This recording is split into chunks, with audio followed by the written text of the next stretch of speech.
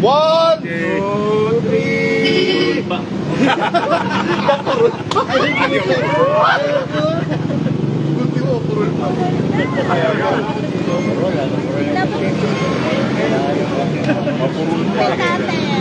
Ayun, okay. Doon tayo sa kabila. Ito toong gunting doon. Sige, lakad tayo, lakad. Patalas-talas. Yung bago na papakita natin sa inyo, yung ginawa nga dito yung sidewalk, na talagang yan ay para sa Hindi naman natin. Okay, masyado sa pansatan.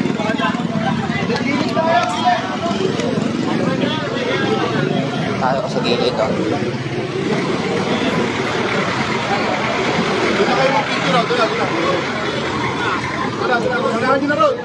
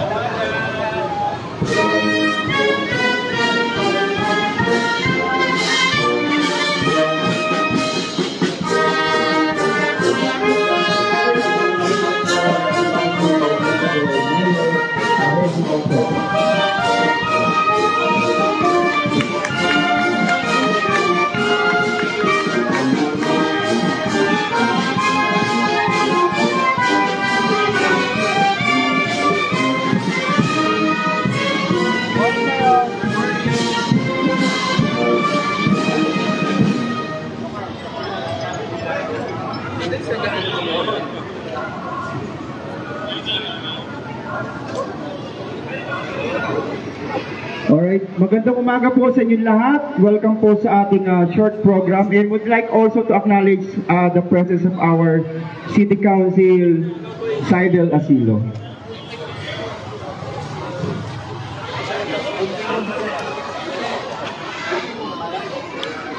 And of course, our Vice Mayor, Jaworski. Good morning po. Kaibigan, nandito nga tayo ngayon sa Barangay San Miguel, particular dito sa elementary school. Kung saan ito yung pangalawang ribbon cutting na isasagawa ngayong araw na ito. No? Ito ikaugnay pa rin sa inauguration ng pathway and drainage, no? Yung mga pathways dito. Magandang umaga po sa inyong lahat, and welcome po sa ating short program para po sa inauguration na ginawa dito sa Barangay San Miguel. To start our program, may we call on Ms. Aika Dare for the invocation. Please all stand.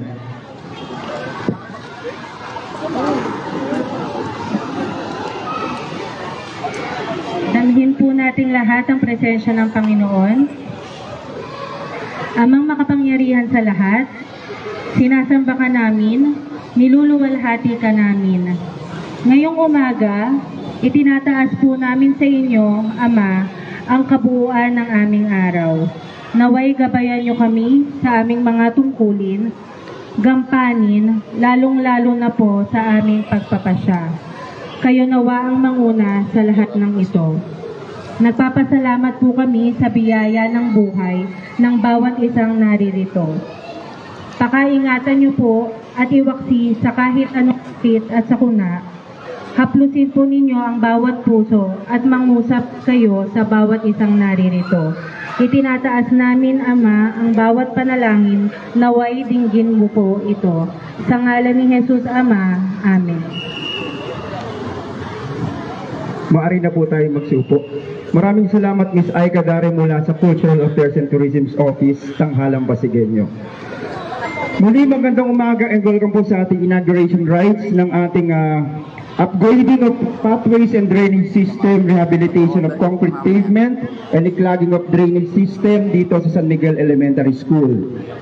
And then also the construction of drainage and sidewalk from Parian Creek to Bidanya Street, Barangay San Miguel, and the construction of mortuary and horror office, Bliss 5 ng Avocado Street dito sa Barangay San Miguel.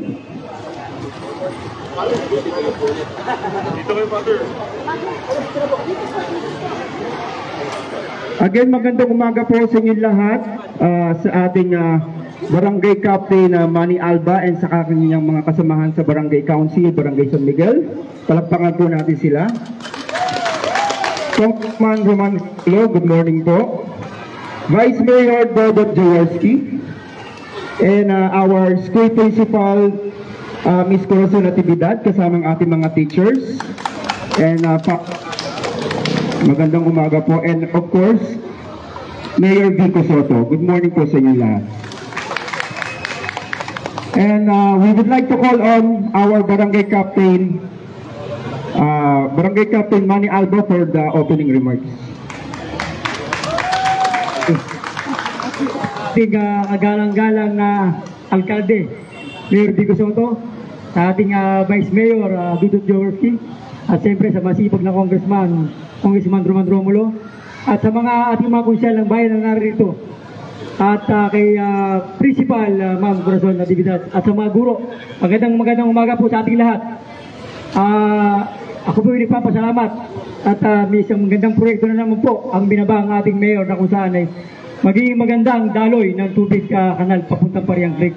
Mayor, dahil po dyan, ang Barangay San Miguel po ay nagpapasalamat po sa inyong magagandang ginagawa sa aming pong barangay.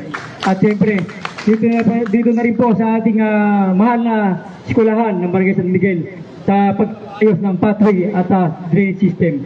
Ganoon na rin po sa pagpapatayo ng isang burulan doon po sa may Bliss, sa may Lupang Pare. Hindi natin mapuputay, patay. So, hello, nawawala. Muli magandang umaga po sa ating lahat. Salamat po. Ayan. And of course, we'd like to acknowledge the presence of our City Council, Ruby Agustin. Magandang umaga po. And ngayong umaga po ay tatawagin naman po natin ang San Miguel Elementary School para magbigay ng maiksing mensahe para ngayong umaga. Tawagin po natin si Ma'am Corazon Natividad.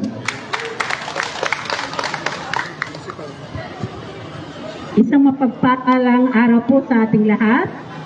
Kay Congressman Romulo, kay Mayor Vico Soto, kay Vice Mayor Dudut Jaworski, of course sa ating konsihal at ating barangay chairman, at of course ang ating mga kagawad ng Barangay San Miguel. Sa ating mga magulang, teachers, good morning. Alam nyo, laki ng pasalamat ko po sa LGU, sa pamumuno po ng ating mahal na Mayor Vico Soto, dahil napakagandang tingnan ang ground ng San Miguel. Kasi nung una akong pumasok dito, I think 4 years ago, lubak-lubak At ang kinakatakutan ko, baka mamaya may madulas na mga mag-aaral. Thank you very much po talaga. Ang sabi ko nga kanina kay Congressman, bago man lang ako mag-exit, gawin nating multipurpose ang ating covered court. Hopefully po. At Mayor, may last din akong request. Bahala na kayo ha. Yung ating solar panel, sana po malagyan ng solar panel. Ating paaralan para, yes, opo, magiging mahina ang konsumo ng kuryente. Sana po, Mayor, mapagbigyan po kami. Muli, ako'y talaga'y lubos nagpapasalamat sa inyo. Magandang araw po sa ating lahat. Maraming salamat po, Ma'am Cora. Ayan. Maraming salamat po, Ma'am Cora, sa inyong na request. So, maraming salamat po. Para naman po magbigay ng isang mensahe ngayong umaga, katawagin naman po natin ang ating Vice Mayor Dodot Jaworski. Magandang umaga po sa ating lahat. Siyempre, unahin ko munang batiin ang ating mahal na Mayor Vico Sotto, kay Congressman Roman Romulo, of course kay Cap Manny Alba at sa kanyang mga kasama sa barangay, ang ating mga konsihal, kay County Seidler, County Buboy Agustin, at kay Kagawad Boy, dito rin. Siyempre, kay Ma'am Corazon Natividad, punong guro natin. Kay Father Adam na palagi namin kasama pag meron po kami mga blessing. Kaya salamat Father Adam, palagi nyo kami pinagbibigyan. Siyempre sa ating mga guro, isang maganda at mapagpalang umaga po sa ating lahat. Timing na timing po na natapos yung ating drainage system at yung mga pathways po natin, no? Concrete pavement. Sabi nga nila, galing tayo sa isang mainit na panahon ng El Nino. At pagkatapos ng El Nino, ang sumusunod daw dyan ay ang La Nina. So, ibig sabihin ng La Nina, excessive rainfall o napakaraming mabigat na pag-ulan. Kaya, timing na namin tayong ganito na upgrading ng ating drainage system dito sa Barangay San Miguel. All the way po yan hanggang dun sa may Barangay Palatiw din, no? At palabas sa Clarion Creek. So, sana andito lang po ang inyong City Council, nakasuporta 100% behind po the leadership of Mayor Vico Sotto, kay Congressman Roman Romulo para po tuloy-tuloy po natin mapaganda ang ating lungsod ng Pasig. At syempre dito sa Barangay San Miguel, sa inyong elementary school, pag meron din kaming maitutulong, huwag ko yung mag-atubiling lumapit sa aming tanggapan. Muli po, isang mapagpalang umaga at God bless po. Maraming salamat po, Vice Mayor Dodot Jaworski. Ayan, sa ating po mga teachers and homeowners ng San Miguel, baka okay lang po sa inyo na sumilong tayo dun sa dulo, sa lilim. Baka po tayo biglang mamunga. Atas na lang po, okay lang po na maiwan dyan yung mga upuan. Pero pwede niyo pong dalhin kung gusto niyo po para po makaupo rin po kayo. Alright, so ngayong umaga, hindi po natin palalagpasin ang pagkakataon na magbigay ng isang magandang mensahe ang ating buting Mayor Vico Sotto. Thank you. Salamat Sir Albert. Upulan po tayo. Magandang umaga po sa ating lahat. Naririnig po ninyo ako? Okay, tingnan ko lang kasi hindi ko alam kung malinaw yung sound system natin. Anyway, muli po, magandang umaga sa atin.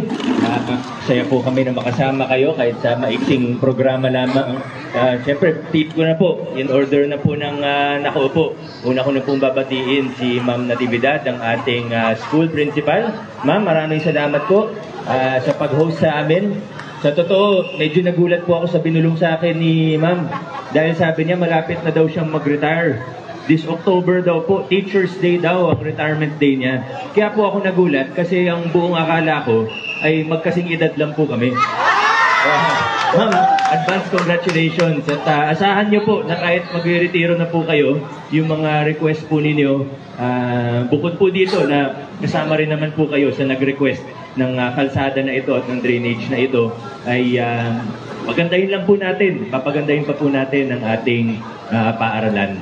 Dahil gaya ng kinakwento sa akin kanina ni Cap Manny, na dito rin po nag-aral noon, ay naabutan niya pa daw, ito lang po yung building at 2 palapag pa lang, tama, ano Cap? At di ko naman po sinasabi na matanda na si Kap Manny, ano? Kasi batang-bata rin po ito. Pero nakita natin paano nag-develop. At alam naman po natin, hindi naman po sikreto na sa Pasig, ang pinakalimitadong resource natin ay wala na pong iba kundi ang lupa. Kasi ang tao dumadami, ang building dumadami, ang pondo lumalaki, pero ang lupa hindi lumalaki. At hindi na po yan lalaki kailanman. Ito na po yan. Kaya kailangan ma-maximize natin kung ano ang meron po tayo. At sigurado naman po natin yan. At Father Adam, Father, maraming salamat po. Pagka ang nakikita ko, talagang masaya po ang umaga namin. At salamat, di po kayo nagsasawa sa invitasyon namin para sa mga blessing at inauguration. Of course, sa ating presiding officer ng Sangguniang Panlungsod na sa ilalim po ng kanyang pamumuno, nakita po natin kung paano nag-level up ang ating konseho. Mapapanood niyo po sila. Alam ko, minsan siguro hindi hilig ng marami na panoorin yung mga parlamento, mga committee hearing, ganyan. Pero live po nila ginagawa yan. Makikita po natin talaga kung paano nila tinaasan ng antas o ang kalidad ng serbisyo ng ating Sangguniang Panlungsod. Vice Mayor Dodot Jaworski. At siyempre kasama natin, Chairperson ng Committee on Basic Education, member ng Education Commission, na nakita po natin, nagsusulong ng maraming reforma na kailangan po natin. Makita naman natin, magaling mga principal natin, magaling mga teachers natin, pero kailangan natin aminin na marami pa tayong kailangan ayusin sa larangan ng edukasyon. At nauuna po sa mga reforma na yan ay wala na pong iba po ating congressman. Kaya proud tayo sa ating Congressman Roman Romulo. Alam ko po sa tulong niya, marami ring improvements na ginagawa sa mga paaralan natin, pati yung mga ibang school buildings. Yan naman po ang maganda. Pag mayor, vice mayor, congressman at konseho ay isang buong team. Diba? Hindi nag-aagawan ng credit, kundi nagtutulungan. Yan po ang maganda, mas marami pong nagagawa at mas mabilis pong nagagawa ito. Kaya ang ibig ko lang naman po sabihin, yung court po natin ay upgrade. Si Congressman Roman Romulo po ang bahala dyan. Hindi, magtutulungan po tayo para magawa po yan. Naman po ay nagbibiro lang. Importante, nagtutulungan po tayo. Kap Manny, nabati ko ng mga kagawad po natin, barangay officials, maraming salamat po sa pagdalo po ninyo sa ating inauguration, sa ating member din ng konseho. Ang isang lagi nagpapaalala sa akin na kailangan ayusin yung kalsada noon ng San Miguel Elementary School. Wala na pong iba kundi si Konsehal Engineer Buboy Agustin. Kasama rin po natin siyempre ang ating sipag na konsehal mula Pinagbuhatan, Konsehal Saibel Gupkilan. At representing ang chairperson natin ng Committee on Education sa ating City Council ay na si Councilor Cory Raimundo. Ito po ang kanyang anak na si Kagawad Boy Raimundo. Ito, alam naman po natin na ito, no? Na magkasabay po. Pinagsabay na namin para hindi na po kayo mapagod, ano? Hanggang dun sa site ng Palatio, yung Market Avenue. Araw-araw nyo naman po siguro nadadaanan, ano? Kaya hindi ko na kailangan ikwento pati kung magkano yan, kung ano. Alam nyo naman po lahat ng detalye, nakapaskil naman po. May isa lang po ako, ma'am. Hingi po akong tulong. Pero alam nyo na naman po ito, yung sa communications allowance natin sa ating mga mag-aaral. Nakiusap po kasi yung mga ibang principal natin at yung Schools Division Office na kung pwede maglagay tayo ng cut-off date. Kasi daw nung una, nung last year, nagawa na rin po kasi natin ito. Last year, nagbigay din tayo ng allowance sa mga mag-aaral simula ng school year. Ang nangyari po, unfortunately, alam na alam ni ma'am ito, ang nangyari, marami pong siguro napalitaan nila na may ganun sa Pasig, nag-enroll sa ating paaralan, kinuha yung allowance, kinabukasan, hindi na pumasok. Hindi na natin mahanap. Alam naman po natin, sa DepEd schools, bawal nyo tanggihan. Pag may nag-enroll, hindi natin pwede tanggihan. Di ba? Kahit sabihin natin, hindi sa ibang lugar nakatira. Hindi talaga pwede tanggihan eh. At kaso, kailangan iwasan natin yung ganun. Gusto natin tulungan ang mga mag-aaral natin. Kaya ang adjustment po na ginawa natin this school year, ito po ay advice din sa amin, sa local school board ni Ma'am Cheryl, SDS po natin, na magbigay ng cut-off. Kaya ang napagkasunduan po natin na cut-off, kaya hindi pa siya dinidistribute. Ang cut-off po natin ay August 15. Tama po ba, ma'am? O August 16. August 15, nag-cut-off po tayo. So lahat ng pag-enroll hanggang August 15 ay makakasama doon sa bibigyan po natin. At ma'am, yung listahan na lang po natin para mapabilis po. At yan din naman yung pakiusap natin sa mga schools. Nakikipag-ugnayan po tayo sa mga paaralan po natin, para mabigay na natin. Hopefully, magsimula tayo this week, tapos hanggang next week, pwede po natin siyang tapusin. Kung kumpleto na yung listahan, yung payroll ng ating mga mag-aral. Iwasan na. Talagang anuin po natin. Dito wala naman naging problema last year, Pero may isang school po kasi, may isang school, may naiwan na envelope, nahuli po siya. Kaya may ilang daan na estudyante na hindi nakatanggap noon, dahil may naiwan lang po na isang envelope. Nakumpleto naman sana yung listahan.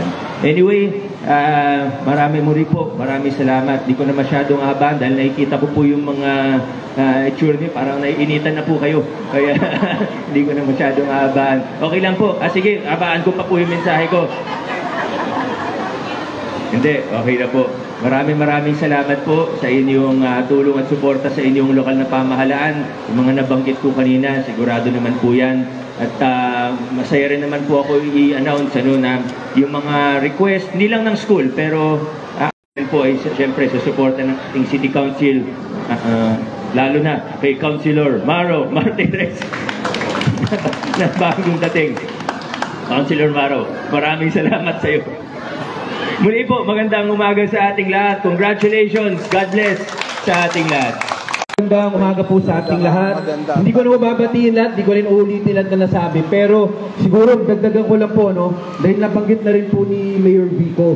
Yung totoo po yan, yung communications allowance sa more or less 140,000 na K-12 students ng lungsod ng Pasig. Kasi na-announce na po yun ni Mayor Vico, ni Vice Dodot sa ibang mga napuntahan namin. Pero napansin ko, pag pumapasok akong school, pag may nakasalubong na magulang, laging tinatanong pa rin po yun May mga pinapaliwanag po para maklaro lang. At para mga teachers nandito na rin para maayos rin. Communications allowance po yun. Kasi may nagtatanong po na magulang sa pag pumapasok kami sa paaralan, Mayor Vice, ibig ba sabihin nun, yan ba yung para sa uniform, notebook ng mga bata? Alam nating lahat, hindi po yun para sa notebook, para sa uniform, para sa PE uniform. Dahil ang city, magbibigay rin ng mga notebook, school supplies, bag, at magbibigay ng uniform, pati yung dun sa rubber shoes, yung pang-PE nila. So ang sunod na tanong, pag sinabi kasi yun, tatanungin, Mayor, Vice, para sa ano yan? Para may pagkain yung bata. Again po, hindi rin po para sa pagkain yun. Dahil ongoing naman po talaga yung malusog na batang Pasigueño. Yun po yung monthly na food pack per student. Alam naman natin na totoo, ang daming estudyante, 140 students. 140,000 to 42,000 students. So hindi talaga kaya po yun na buwan-buwan, pero ginagawa doon quarterly ang pagbigay doon. In fact, siguro pwede niyong mabanggit, may hot meals pa na pinag-iisipan na. I think nabanggit sa akin ni Vice to kanina, may hot meals na, di ba? Na pinag-iisipan ng city.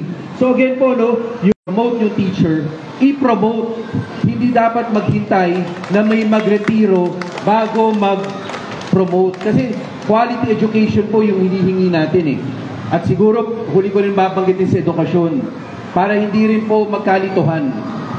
Dahil bukas, isang klase, dalawang klase, yung pare-pareho na status. Pagkatapos ng 8 to 12 weeks, magte-test tayo ulit. Para alam natin kung ano yung adjustment na kailangan gawin. Yung mga learners na pwede na back to regular programming, payagan na natin na makabalik. Yung hindi pa kaya, tuloy-tuloy. Pero, ang mahalaga dito, walang retention na mangyayari. Dahil hindi kasalanan ng bata kung ano yung level niya. Sa totoo, ang may kasalanan nun, yung education system natin. Ang gusto lang natin, mapahabol siya. So, walang mare-retain. Lahat po, mag-proceed pa rin. Walang mare-retain dahil lamang dito sa reading comprehension or sa mathematics. At after sufficient preparation po. Hindi mangyayari yan na makalawa, umpisa na. Kailangan ma-brief yung teacher, kailangan marinig rin yung mga guro kung ano yung kailangan nila na training para maayos nating ma-implement. Ang mahalaga, mabalik talaga at masigurado natin yung kalidad ng edukasyon. Again po, no, pag malunsad po yun, dapat magtanong tayo para malaman natin paano mai-implement yun ng maayos. Ang importante po, tulong-tulong tayo, ama-ama tayo para masigurado po natin na yung kalidad ng edukasyon ay mapanatili natin o ma-improve natin. Pero again po, hindi ko na ba, marami pa rin gusto sabihin, pero importante po, para maliwanag po sa lahat iba yung communications allowance, iba yung sa uniform, iba yung malusog na batang Pasigueño. Lahat po yun, tuloy-tuloy pa rin na programa. Kaya sa ating city, sa ating lokal na gobyerno, congratulations po sa lahat ng programa po ninyo. Ma'am, marami kayo nagawa. Congratulations po. Pat Adam, mag-umpisa na tayo. Sorry po, medyo napahaba. Congratulations. Mabuhay po Barangay San Miguel. Mabuhay po ang lungsod ng Pasig. Thank you very much, Congressman Roman Romulo. Sa pagkakataon pong ito, didirect po sa ating blessing ceremony na pangungunahan po ni Father Adam Arellano mula sa Santa Rosa de Lima Parish, Diocese of Pasig.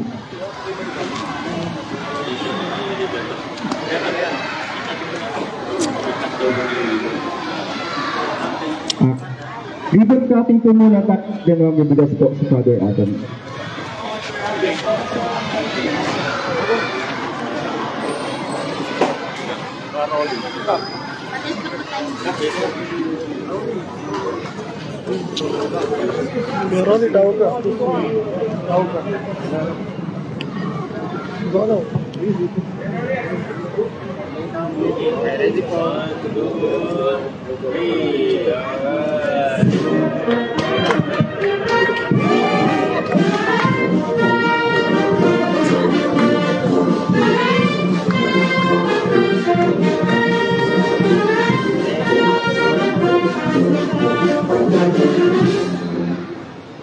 Manalangin tayo sa ngalan ng Ama, Anak at Espiritu Santo. Amen.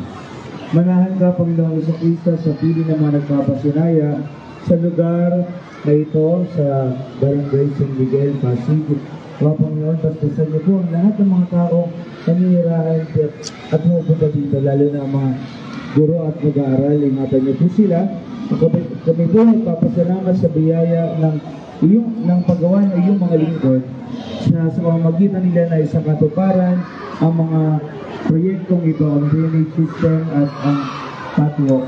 Mga Panginoon, basta sa inyo po ang bawat isa, dalawa, kami ay maging kalugod-lugod sa harapan mo at ang aming araw-araw na gawain ay magdulot ng pagpapala. Hinihiling namin ito sa pamamagitan ng Jesucristo, kasama ng Espiritu Santo, magpasa walang hanggan. Amen. Ama namin, sumasalangit ka, sambahin ang ngalan mo, papasama ng kaharian mo, sundin na loob mo din sa lupa para sa langit.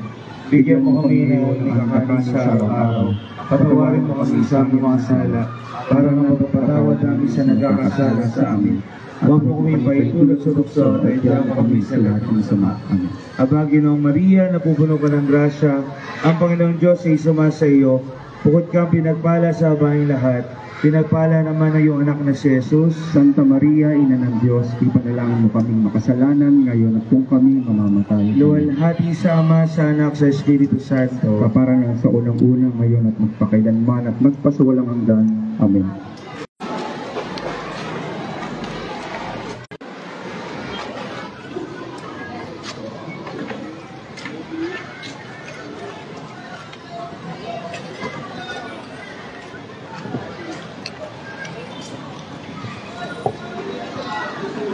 Dire-diretso na po ito sa papuntang Parian Bridge.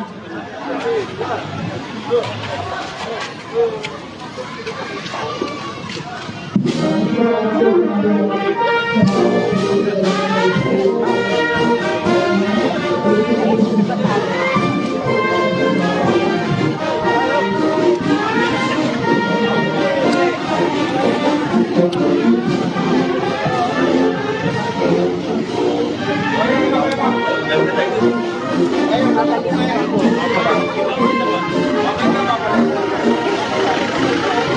Maraming salamat.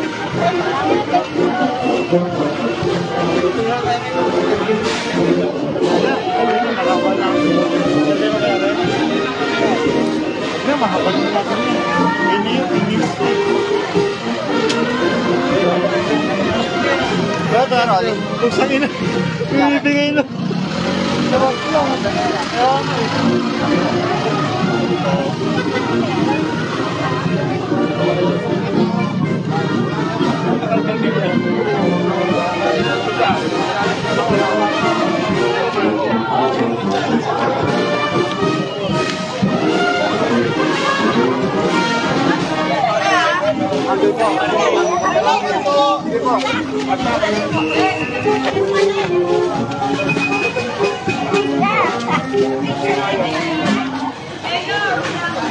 Wala dito, baka yung kontak yan.